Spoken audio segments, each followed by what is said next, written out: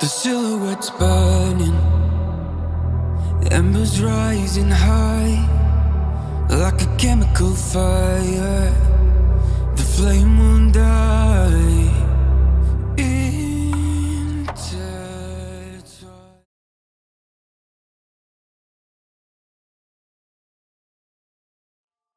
Hello dear students, the chapter of General Physiology has 4 distinct segments.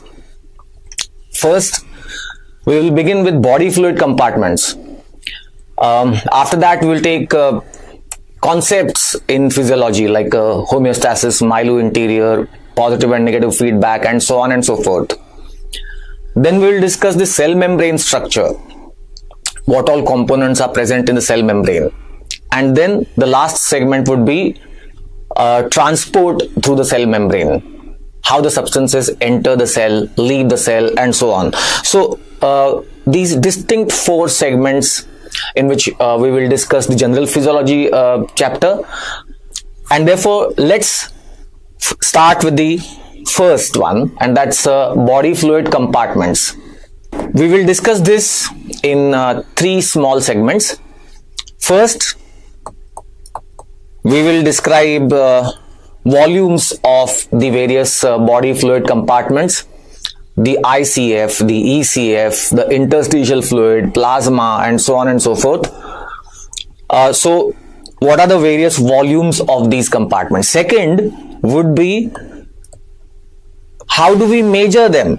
Measurement of the body fluid compartments. What are the various methods? What are the various indicators used to measure these body fluids? And the third one, of course, every chapter ends with the application of that. So here we will discuss disturbances in the body fluid compartments. What if the fluid is lost? What if the fluid is gained into a certain compartment? So these will be the sections in this particular topic. Let's begin with this chapter, body fluid compartments. Let me just at the outset tell you some questions which have been asked in the various entrance exams. For instance, one question was repeatedly asked, that is, 10 grams of mannitol was injected to measure the volume of the ECF, extracellular fluid volume.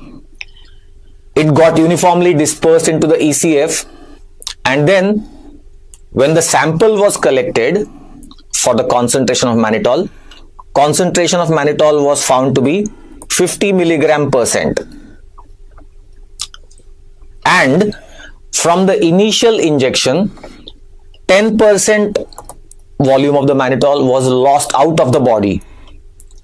So this was excreted out of the body, and this is the data given, and they ask what is the volume of the ECF, or they can ask what is the volume of the interstitial fluid, 5 liters, 12 liters, 15 liters, 18 liters, 5, 12, 15, 18. That's one question which has been asked repeatedly. Second question which can be asked from this particular section is an image-based question. They give you an image which depicts the body fluid compartments like this. They give the volumes of the ICF and ECF, and the disturbance is shown diagrammatically. This is a diagrammatic representation of the disturbance that is going to happen. So shown in the red lines is the normal volume and osmolality of the body fluids, and the shaded area shows the disturbance, and therefore what kind of disturbance is this, or what is the condition in which this is likely to happen.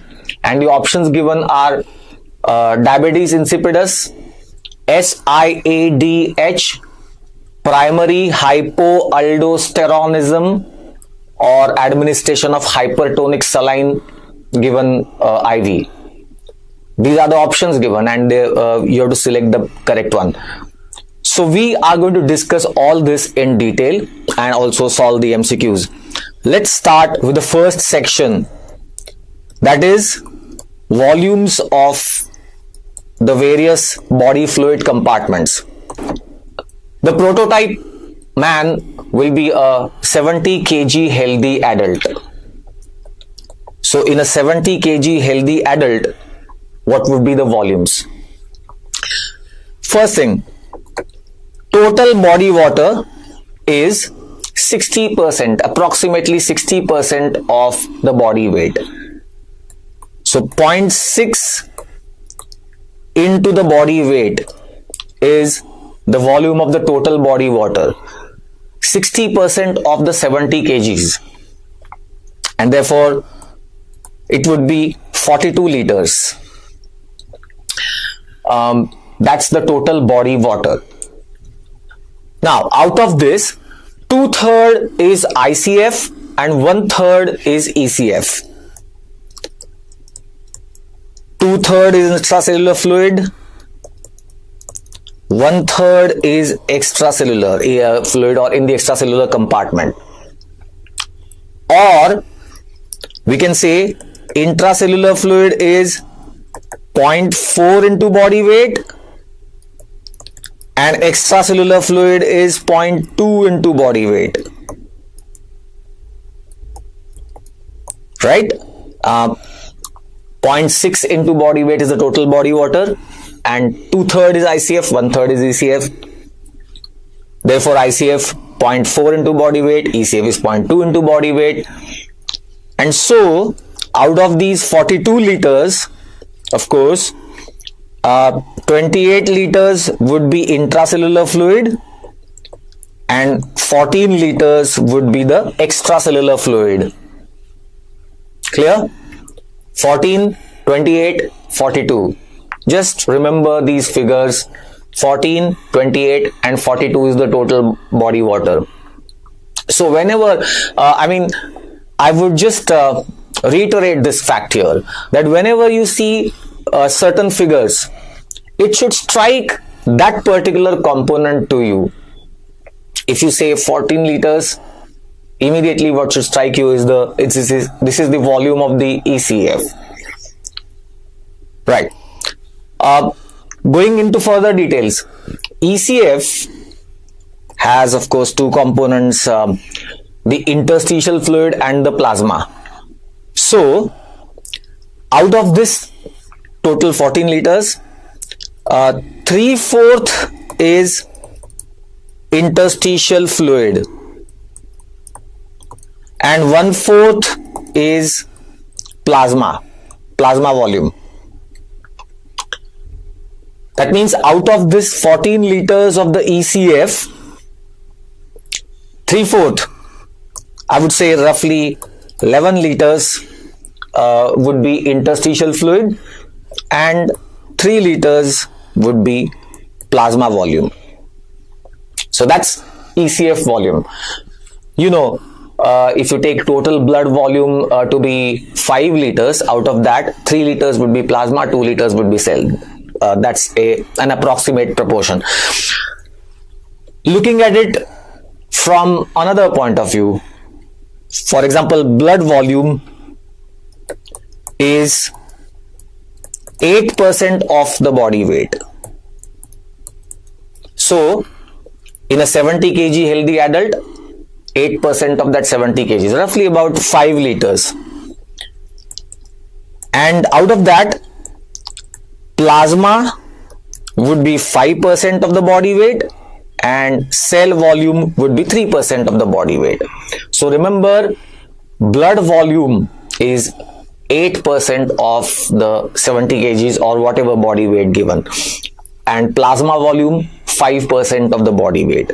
Remember, in neonates, in small children, there are certain variations and the difference in the surface area to volume ratio compared to adults. so a higher surface area to volume ratio, and therefore they are more prone to dehydration. Remember, children are more prone to dehydration. Their ECF volume will deplete and they will be more prone to dehydration. We will see all these things later on in the chapter. Okay, so these are the volumes of various body fluids. The second part is measurement of the body fluid compartments. How do we measure them? And even this has been asked repeatedly in various entrance exams. Radio-labeled albumin is used to measure which volume, which body fluid volume. Is it the ICF? Is it the interstitial fluid? Is it the plasma? Or is it the entire ECF? Of course, the answer is plasma. We will see why and how. Okay, so let's begin. How do we measure the various body fluids? The method is called dye dilution method or indicator dilution method. Indicator dilution method is based on the Stewart-Hamilton principle. I mean, it is named after Stewart Hamilton. So sometimes also called as Stewart-Hamilton dye dilution technique. What is the basis for this particular technique? It's a dilution of the indicator. Let's say a known volume of the indicator is going to be injected into a compartment that we measure.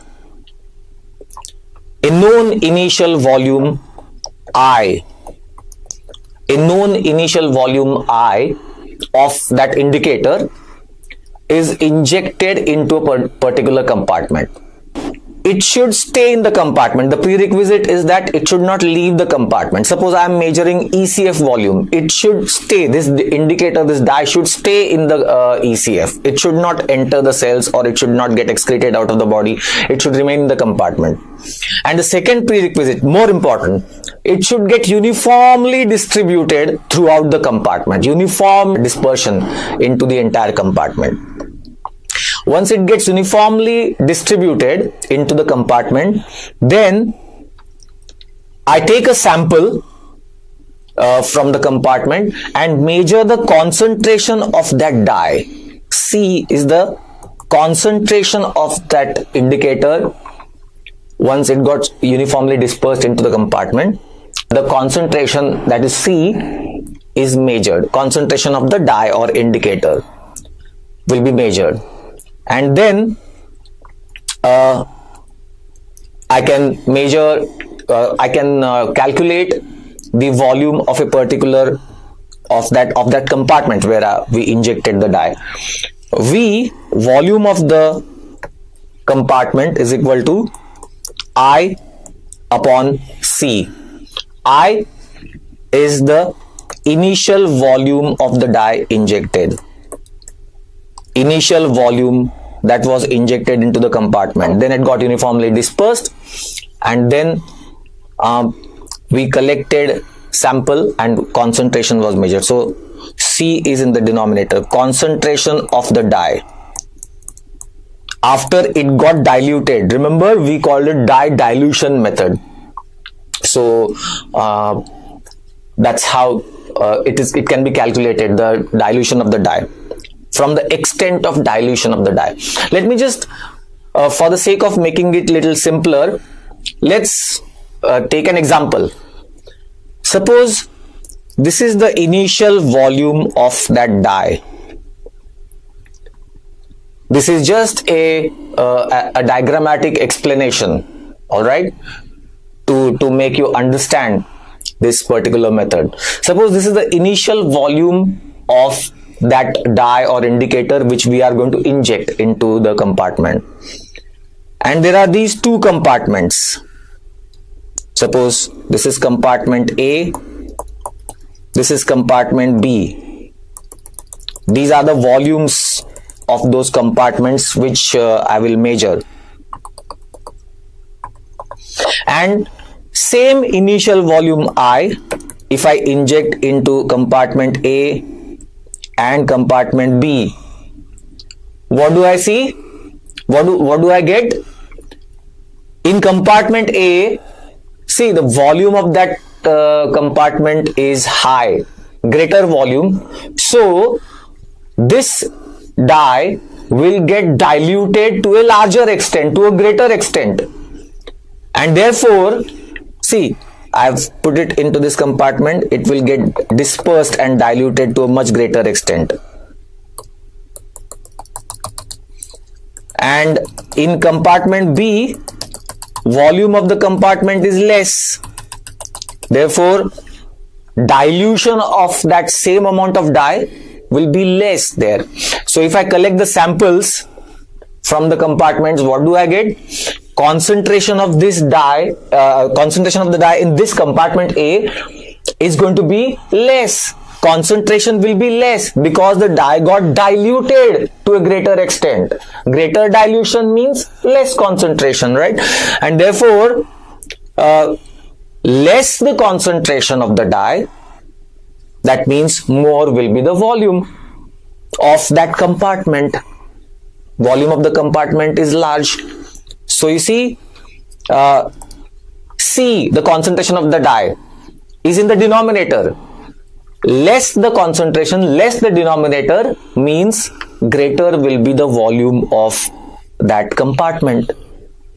You can see here from this example. So that is how we can calculate the volumes of the. Of course, one more issue is there. What if after injecting some of the dye leaves the compartment? Then what do we take there? Okay, the equation will then become V is equal to I minus A upon C. This should be the final equation. A is amount of the dye that left the compartment after initial injection. A is amount of the dye that leaves the compartment after the initial injection. So take this as the final equation. We are that amount should be done minus from the numerator itself. Okay, that's how we calculate volumes of the various body fluid compartments. Let us solve the MCQ, which I mentioned at the beginning. 10 grams mannitol was injected initially. So initial volume of the dye injected was 10 grams. And then after it got dispersed into the compartment, concentration, a sample was collected from the compartment for the concentration of the dye.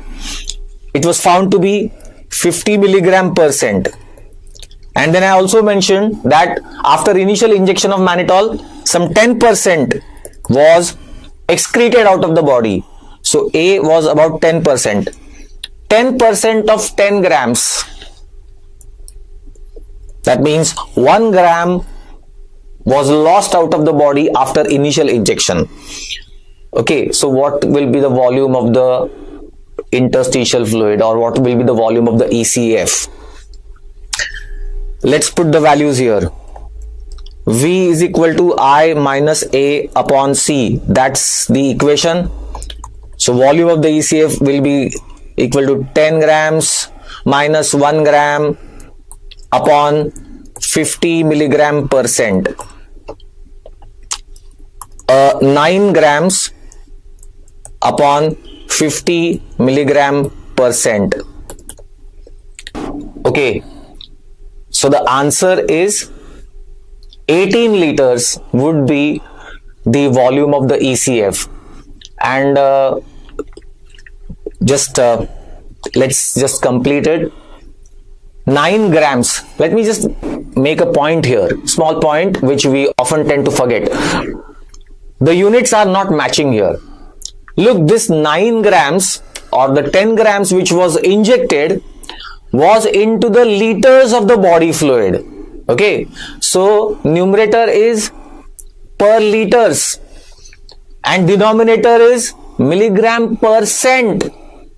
Milligram % means milligram per 100 ml.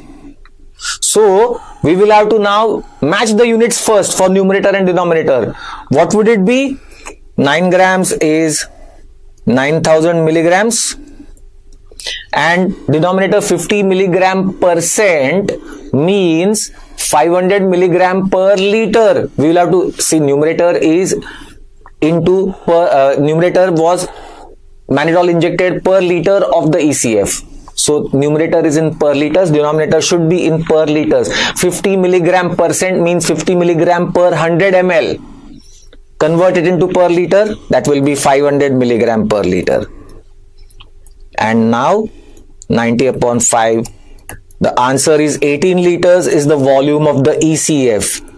That's the answer to that particular question which I asked at the start. And if I were to divide it further, remember 3/4 is interstitial fluid and 1/4 is plasma. So if the question was what will be the volume of the interstitial fluid, roughly 14 liters would be the interstitial fluid and 4 liters would be the volume of plasma. That was how it was expected to be solved, that particular question. Right. So that was about dye dilution method and the equation. Now let us see what indicators are used. What are the various indicators which are used for this method? Okay. Total body water. What should be the criteria for an indicator to be used to measure these various compartments? Let's look at them one by one. Total body water. Look, for the dye dilution method, the sole criteria is that the dye should uniformly disperse into that compartment which we are going to measure. So, if we are measuring total body water, which includes all the body fluids, in fact, I mean it should be going into the ECF, ICF. I may just add in our previous data which I mentioned to you, there is 1 liter of the ECF volume which is also called as transcellular fluids, like aqueous humor or a synovial fluid or a pleural fluid and so on. So these are that's a transcellular fluid, about 1 liters. 1 liter fluid is transcellular fluid, which includes synovial fluid, aqueous humor and such fluids.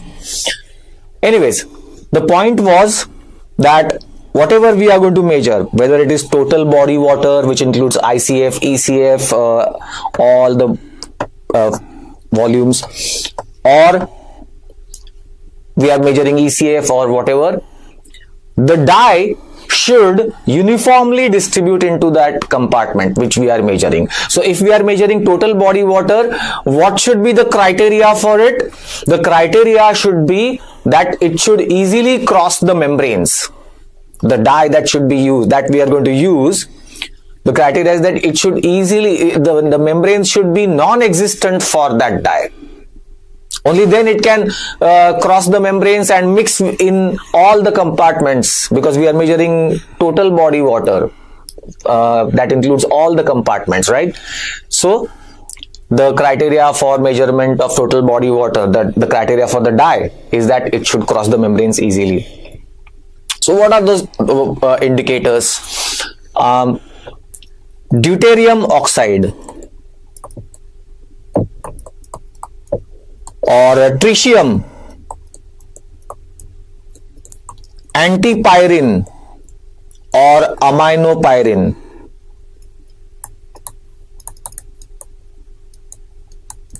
These are the indicators for measurement of total body water. Then second, ECF volume. How do we measure the ECF volume?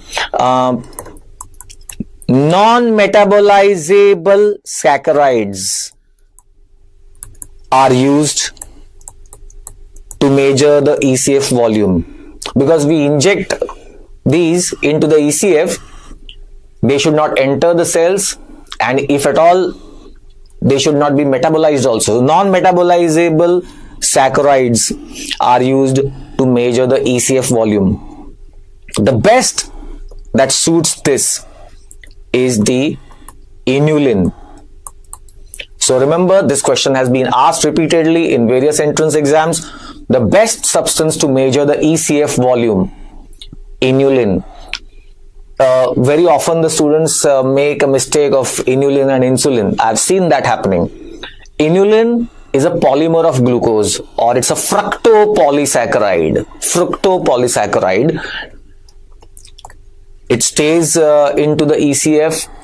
It hardly enters the cells. It does not get metabolized, and it's the best. But there are others like mannitol. We mentioned it already. Sucrose. So remember, ECF volume is sometimes called as sucrose space. Remember this. There was a question like this. In a person, his sucrose space was found to be X and his deuterium space was found to be Y. X, Y. What will be his total body water? Or, okay, not total body water. The question was, what will be his intracellular volume, ICF volume? We will come to that in the next 30 seconds. We have seen total body water. We have seen ECF volume. So what is left? The ICF volume. ICF volume cannot be measured directly. It is measured indirectly as the total body water minus the ECF volume is the ICF volume. Naturally, right? And so the question that I asked you just now, if the deuterium space is X and the sucrose space is said to be Y, then ICF volume will be X minus Y. Total body water minus the ECF volume. That will be the ICF volume, intracellular fluid volume. Okay. Plasma volume. How do we measure the plasma volume? What is there in the plasma? The plasma proteins, albumin, and therefore radio-labeled albumin is used to measure the plasma volume. Iodine isotope is used for this purpose. Okay. The basis remains the same, that a known quantity of radio-labeled albumin will be injected into the plasma. It will get dispersed into the plasma proteins, and then we will collect the sample and measure the dilution of that radio-labeled albumin. And red cell volume, can we measure the red cell volume? Well, red cell volume is the packed cell volume. Normally it's a hematocrit or packed cell volume. We can measure that way. Is there any method in this? Yes, it's there.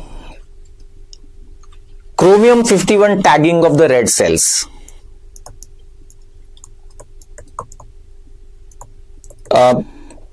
Look, normally the volume of the red cells is packed cell volume, or hematocrit it's called.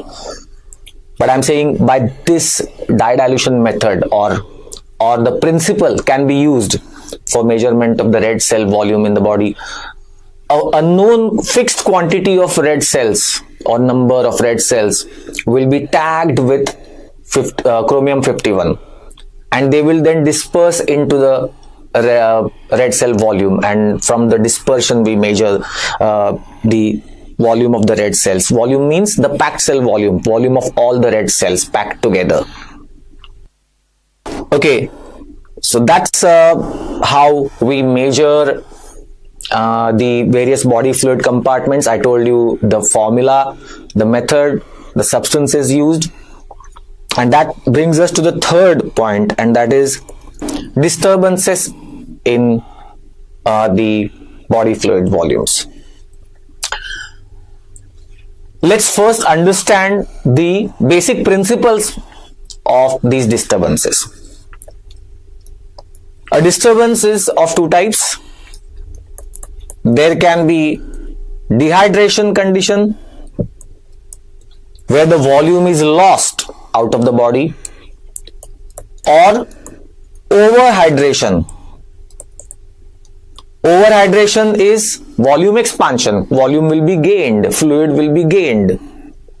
So these are the two types of volume disturbances.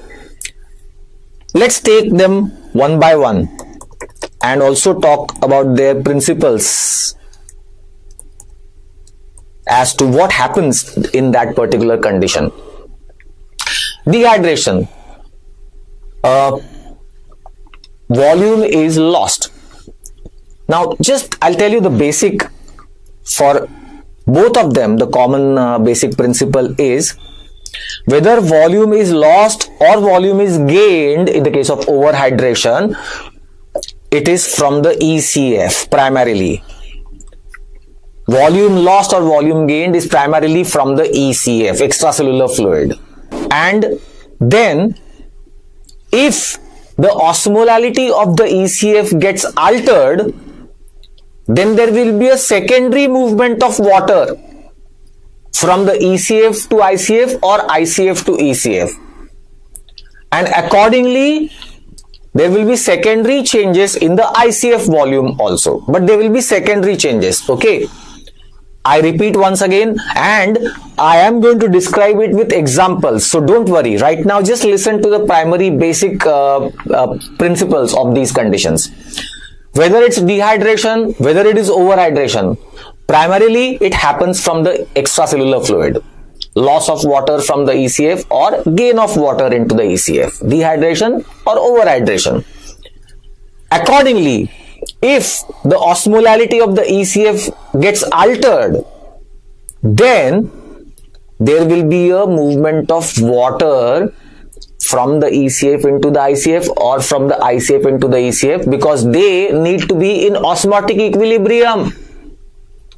I am going to take the example, okay? So don't you worry at all. We will discuss this with example and then it will be amply clear. So let's take the examples. Whether dehydration or overhydration, it will be of three types: isotonic dehydration or hypertonic dehydration or hypotonic dehydration. Similarly, isotonic overhydration, hypertonic overhydration or hypotonic overhydration. Let's see. Without wasting any further time, let's go to the example straight away. Isotonic dehydration. First type of condition, isotonic dehydration. Let's have a diagrammatic representation. Look, 28 liters is the volume of the ICF, 14 liters is the volume of the ECF. So it's quite clear that on horizontal axis there is volume of the compartment. This is the ICF, this is the ECF. And 300 milliosmoles per kg of water, osmolality. So 300 is the vertical axis is the osmolality or tonicity of the compartments. Now isotonic dehydration, first condition. How will it look? It will appear like this. Shaded area tells you the story of that condition. Remember, this is the isotonic dehydration. What is this diagram telling you? The diagram tells you that the volume has been lost from the ECF. Okay, volume has been lost from the ECF. So ECF volume has shrunk. You can see here on the horizontal axis. But there was no change in the tonicity of the ECF, and therefore no shift of water from ICF to ECF or ECF to ICF. This is isotonic dehydration. Just simply dehydration, but it remained isotonic. Right. When does that happen? Now imagine water was lost from the ECF. Water was lost from the ECF, but sodium also was lost from the ECF. Sodium and water. Sodium lost, water lost. Both were lost in the equal proportion. What will be the result? The tonicity will remain the same for the ECF. That is what has happened. No change in the tonicity. So, when does this happen? This happens in GI fluid loss, burns, hemorrhage. In burns also, it is said that there is a loss of fluid and sodium into the so-called third space, or as the skin is denuded, there is loss of water and loss of salt in equal measure. That was isotonic dehydration. Second, hypertonic dehydration. Hypertonic dehydration. This is easy to understand. Hypertonic dehydration. Now look at this, how it will appear on the diagram. 28 liters, 14 liters, 300 milliosmoles per kg of water, that's the tonicity on the vertical axis. Hypertonic dehydration, what does it mean? Only water was lost from the ECF. Only water was lost from the ECF. See, this is sodium, this is water. Only water lost from the ECF. So, in the ECF now there is more sodium and less water. That means ECF becomes hypertonic, isn't it? Okay. So, water lost from the ECF, and since only water was lost, ECF becomes hypertonic. Now, listen to the second part. Because ECF is hypertonic now, more sodium, less water, therefore there will be shift of water from ICF to ECF, because ECF, extracellular fluid, is now hypertonic. So it will pull water from the ICF. Water will move from ICF to ECF because ECF has become hypertonic. Water will move from ICF to ECF, and therefore ICF volume will shrink secondarily. There will be a secondary shrinkage of the ICF volume because ICF water came out into the ECF. So the diagram will have to appear like this.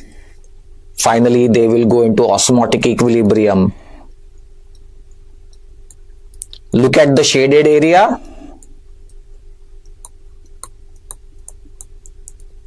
See, ECF volume has decreased, dehydration it is, therefore it's and since only water was lost, ECF became hypertonic. You see, 300 is the normal tonicity of the plasma or ECF.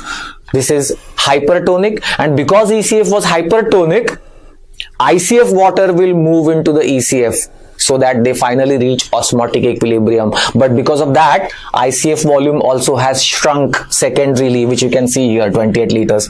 The volume has shrunk. Right, so that was hypertonic dehydration. Now, when does that happen? What are the conditions? All those conditions in which there is osmotic diuresis or water diuresis, and simply water is lost out of the body, such as diabetes mellitus, diabetes insipidus. Diabetes insipidus would be a deficiency of ADH, and therefore there would be diuresis and water will be lost into the urine. Chronic alcoholism. In chronic alcoholism, there is a water diuresis and only water is lost. Excessive water loss.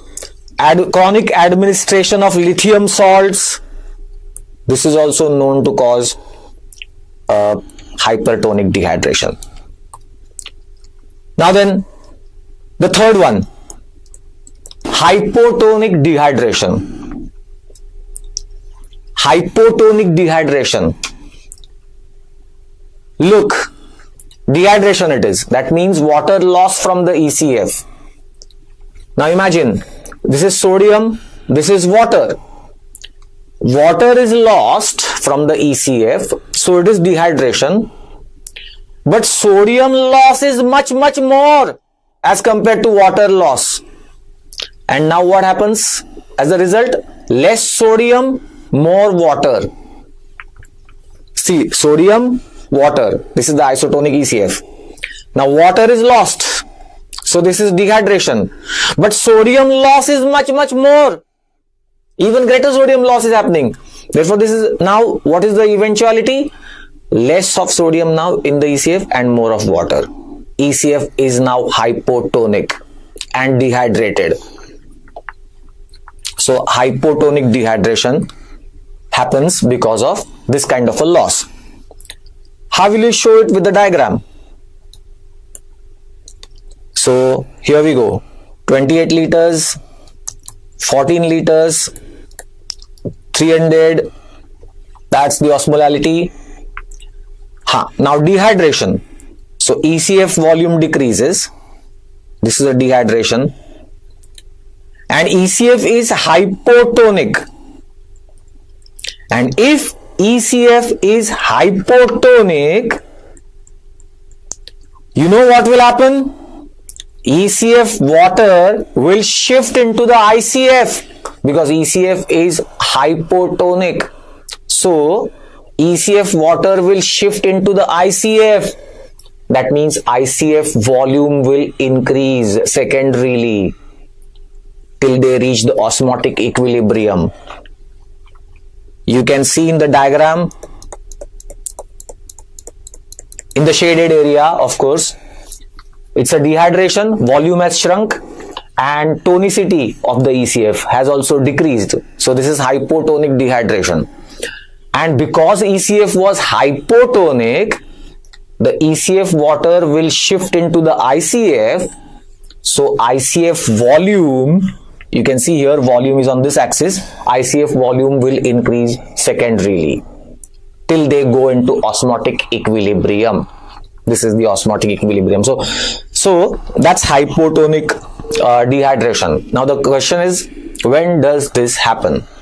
It happens in primary hypoaldosteronism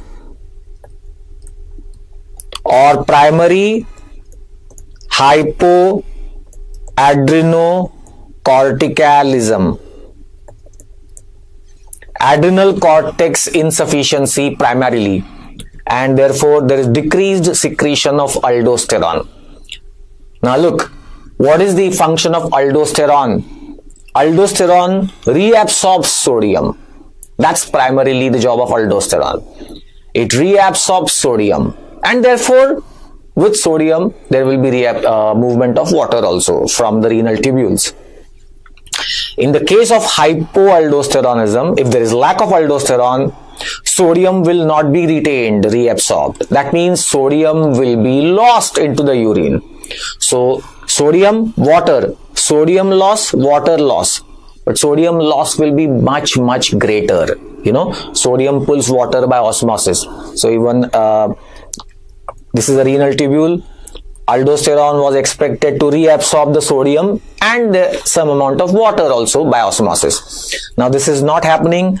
So sodium lost into the urine and therefore some amount of water also lost into the urine.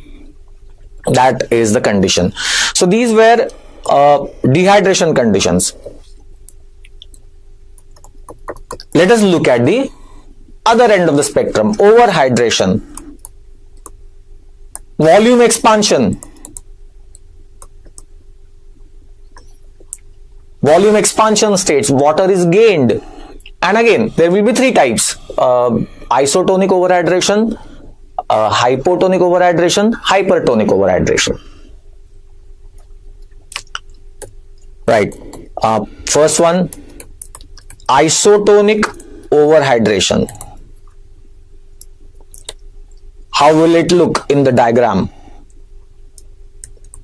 Right, so 28 liters ICF, 14 liters ECF, 300 is the tonicity.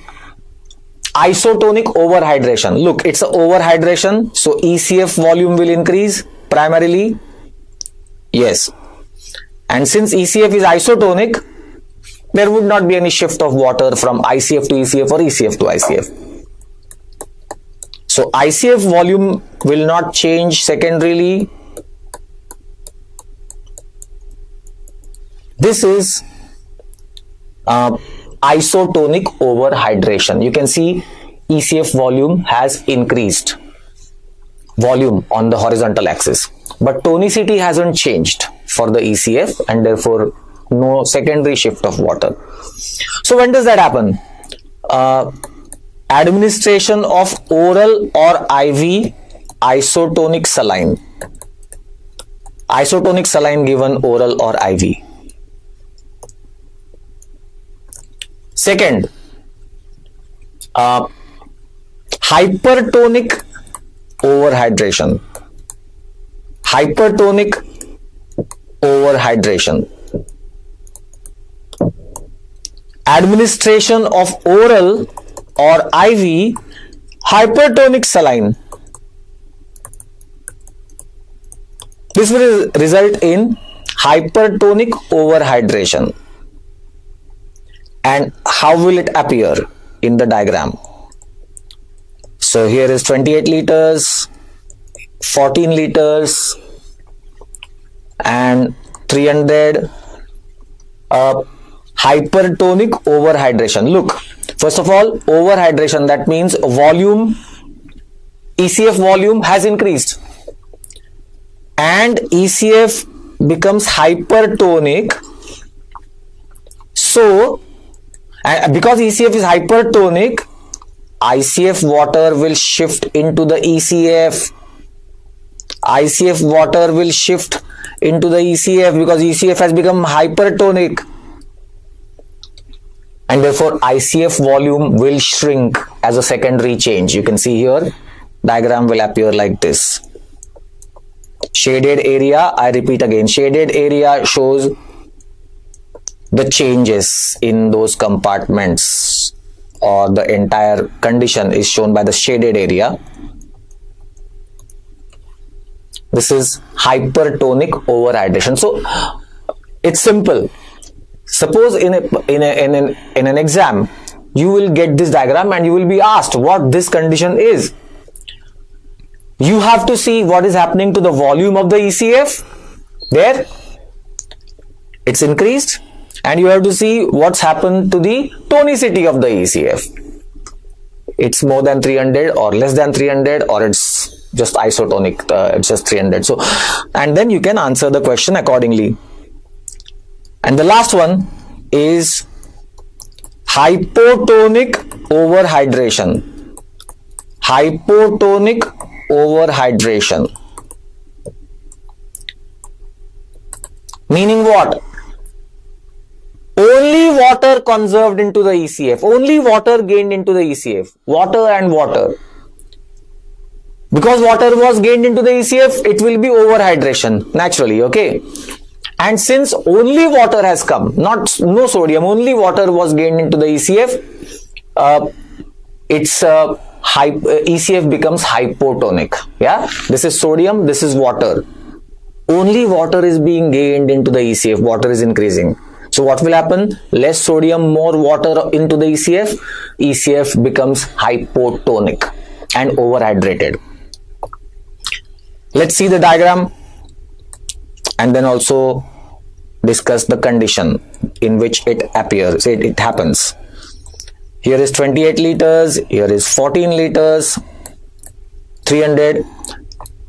Okay, overhydration.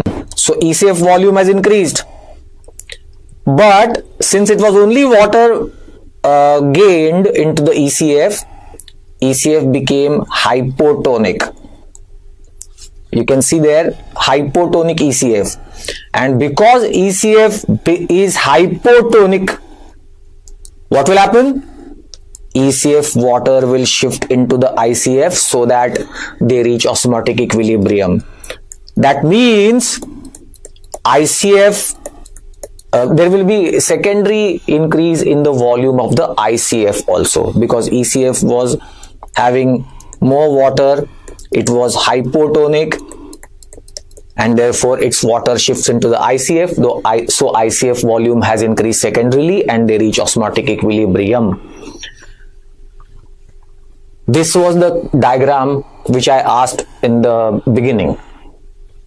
So the condition was hypotonic overhydration, hypotonic overhydration. You can see on the ECF side, overhydration and hypotonicity, and then secondary change in the ICF volume. Okay, now the question is, when does this happen?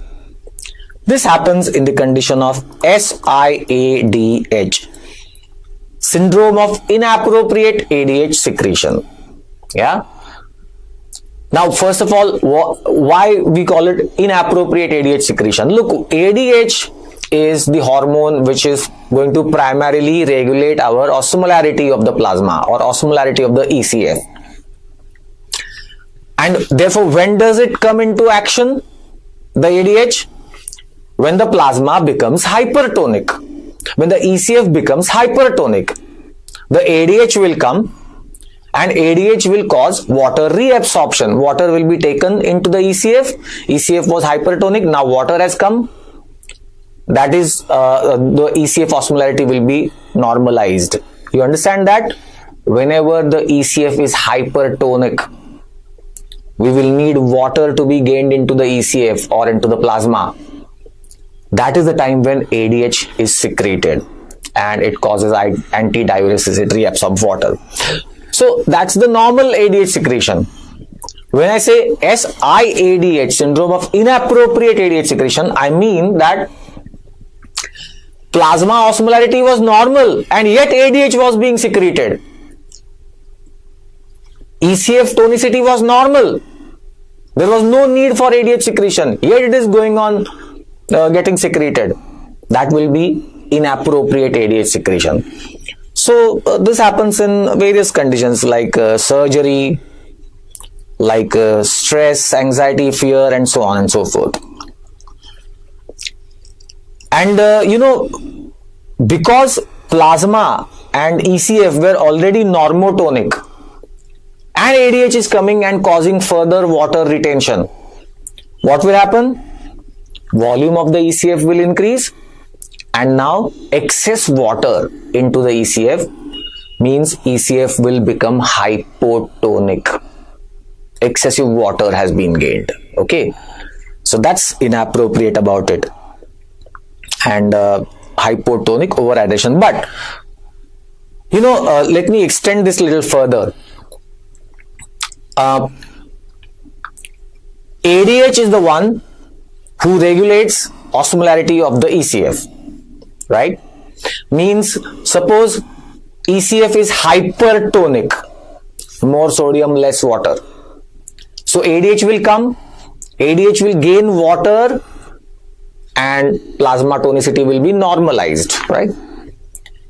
If it is hypotonic, plasma is hypotonic, means less sodium, more water, then ADH will be suppressed, ADH secretion will be suppressed, so there will be diuresis and water will be lost out of the body, and then ECF becomes normotonic. So it's the ADH, the job of the ADH is to control the osmolarity of the ECF and the plasma. Now there is inappropriate secretion of ADH. So who will regulate the tonicity then? What happens is, under this condition, since it is overhydration, since it is increased volume, circulating blood volume has increased, plasma volume has increased, there is increased filling of the atria. Right atrial filling will increase, and the stretch of the atrial musculature, because blood volume, circulating volume has increased, stretch of the musculature, and then there will be release of ANP, atrial natriuretic peptide, atrial natriuretic peptide. This will be released. It will from the atria, it will go to the kidneys and it will cause natriuresis and diuresis.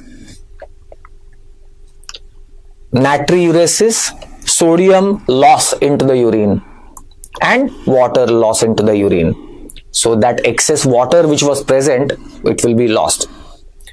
Final point that I am trying to make here is this. Remember, when SiADH was the starting condition, that is what was happening, and sodium and water in the ECF, now water has been gained because of inappropriate ADH secretion.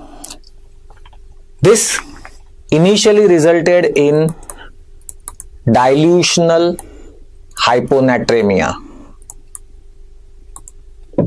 because there was a lot of water into the ECF, lot of water into in the plasma, and therefore more water and relatively less sodium. Look, it's not really less amount of sodium. Sodium is less relative to water. More water, therefore less sodium. That's dilutional hyponatremia. Because of the dilution of the ECF, relatively it's the less sodium. But then that was the starting condition. What will be the end result? Water has been lost. Yeah, there is diuresis. Because of the ANP, there is natriuresis, loss of sodium into the urine, and there is diuresis, loss of water. So now water has been lost. So volume returns to normal. ECF volume will return to normal. But there is also loss of sodium. Therefore, now the condition will be euvolemic hyponatremia. So please remember, SiADH starts as a dilutional hyponatremia, and the end result, because ANP was released as a counterbalancing hormone, the end result would be euvolemic hyponatremia. So that's the disturbances in the body fluid compartments. Just last one question, and then we will end this particular section. A man was on a voyage, and by mistake the man drinks 1 liter of seawater. What will happen to this man after 1 hour? The man drinks 1 liter of seawater. So what will happen to him after 1 hour? And the options are hypertonic overhydration, hypotonic overhydration, or hypertonic dehydration, or hypotonic dehydration. So first of all, you have to decide whether this will result in overhydration or dehydration, and then you have to decide whether it will be hypertonic or hypotonic. So what's your opinion on this? I'm sure you are thinking of overhydration as a starting point, because look, some time back we saw that if orally hypertonic saline is given, then it will result in hypertonic overhydration. Yes, that's right. So you are thinking of overhydration because seawater is a hypertonic fluid. Cool, no problem. It's a hypertonic fluid given orally. Now there is some catch in this. That is why this question was asked. Look, the osmolarity of seawater is 1200 milliosmoles per liter. The osmolarity of seawater is 1200 milliosmoles per liter. So when a man consumes 1 liter of seawater, he has consumed 1200 milliosmoles of solute. Okay, it's a hypertonic fluid, but it's a hugely hypertonic fluid. And what are the consequences? One critical fact that okay, let me just make a correction. Just correction here. The osmolarity of seawater, make a correction. The osmolarity of seawater is 2400 milliosmoles per liter. 2400 milliosmoles per liter. That's the osmolarity of seawater. So when a man consumes 1 liter of seawater, the man has consumed 2400 milliosmoles of solute. Okay. In 1 liter, there are 2400 milliosmoles of solute. And we are assuming in this particular MCQ that all those solutes will be absorbed from the gut and they will go to the kidney for excretion. They are all excretable solutes to be excreted. Now, one key factor that you should know in this is what is the maximum concentrating ability of the kidney. Maximum concentrating ability. This you should never forget. Maximum concentrating ability of the kidney is 1200 milliosmoles per liter. Yeah, just remember like this.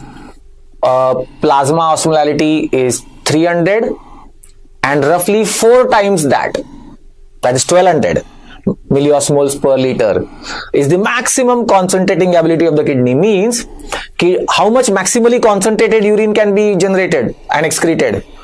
In 1 liter of urine, maximally 1200 milliosmoles of solutes can be excreted.